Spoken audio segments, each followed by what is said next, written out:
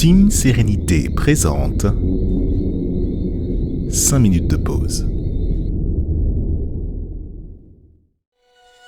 Installe-toi confortablement sur une chaise ou un coussin de méditation, un fauteuil ou à même le sol.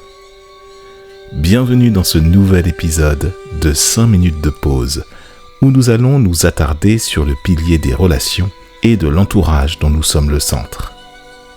Quelles sont les personnes que tu fréquentes et quels sont les impacts sur la sérénité dont tu te réclames pour manifester concrètement ce que tu souhaites dans ton histoire de vie.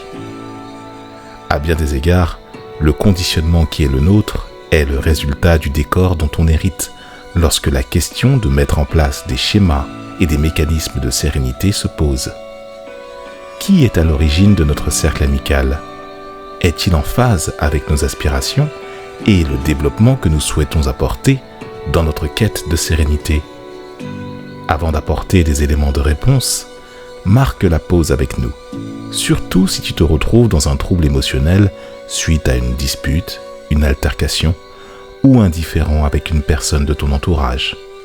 Entre dans ton questionnement interne juste après cette annonce promotionnelle.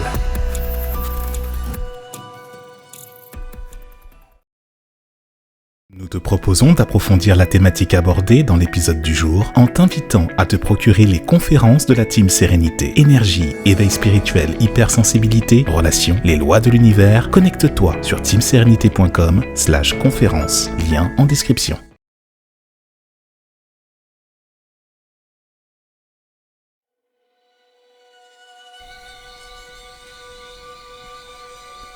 Inspire profondément par le nez en gonflant le ventre.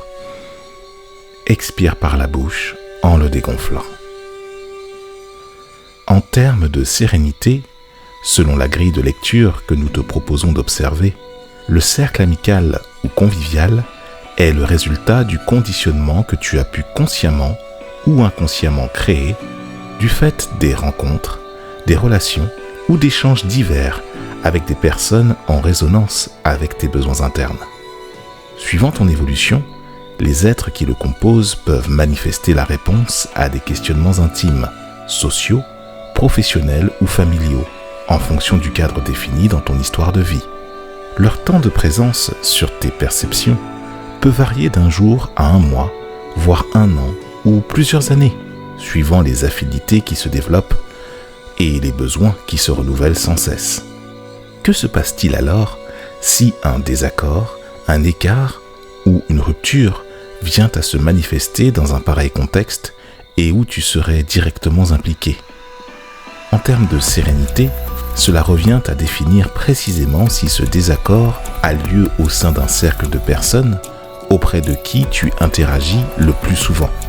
S'il s'agit juste d'une relation fraîche ou de personnes complètement inconnues auparavant, cela aura nettement moins d'impact sur ta sérénité que s'il s'agissait d'une fréquentation de longue date.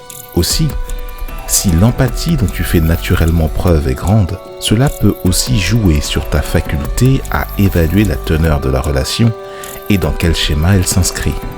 Il est donc complexe de faire preuve de psychologie humaine sans savoir si soi-même nous ne sommes pas au clair sur ce qui est bon et juste pour nous, et si la limite, ainsi posée, répond à un besoin clair de sérénité ou à alimenter un jeu sauveur-bourreau-victime identifié comme toxique et destructeur à tout point de vue. Quelle est donc la nature de la relation auprès des personnes que tu fréquentes souvent ? Est-ce de la famille, des amis, plus ou moins proches, des collègues, un supérieur hiérarchique, un subordonné ou une personne que tu aurais érigée en modèle ? Ou alors, tout ça à la fois ? Les combinaisons sont multiples en fonction des parcours et des individus. À toi de clarifier l'ordre de ces relations, d'abord pour toi, en vue d'établir clairement ce qui selon toi est prioritaire. Ensuite, compte tenu de l'histoire de vie que tu souhaites voir absolument manifester, des projets qui te tiennent à cœur, sur l'instant, quelles sont les personnes auprès desquelles tu souhaites t'entourer ? Que peuvent-elles t'apporter à court, moyen et long terme ? Sont-elles alignées avec tes valeurs et tes principes de vie ? En cas d'écart, cela pourrait se sentir clairement. Et tu serais amené à répondre si tu utilises les gens pour tes besoins individuels sans réciprocité de ta part. C'est le type de relation qui est voué à l'échec tôt ou tard, si l'équilibre et le juste ne sont pas mis en avant. Aussi, tu n'as pas besoin d'avoir un stade rempli autour de toi. Rappelle-toi de privilégier la qualité des relations bien au-delà de la quantité. Pose-toi aussi la question de savoir si elles sont dans une belle énergie, en bonne santé, en pleine possession de leurs moyens psychiques et énergétiques, et si elles sont heureuses de ce qu'elles réalisent dans leur histoire de vie propre, avec l'état d'esprit qui les anime. Cela peut demander un certain temps d'introspection.